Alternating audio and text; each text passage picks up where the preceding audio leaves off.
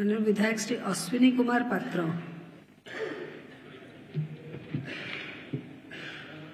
Speaker madam, माननीय मंत्री जो उत्तर रखिंट जे 3टी जिला को बाद दे कि बाकी सबु जिले में यही कार्यक्रम को बोरवेल सौर चालित बोरवेल कोविड नलकूप व्यवस्था करा जाउछि। मु मैडम निर्दिष्ट भाव में माननीय मंत्री जानापी चाहूँगी सारा राज्य में 3टा जिला को बाद दे तार सर्वे कार्य समाप्त होइछि कि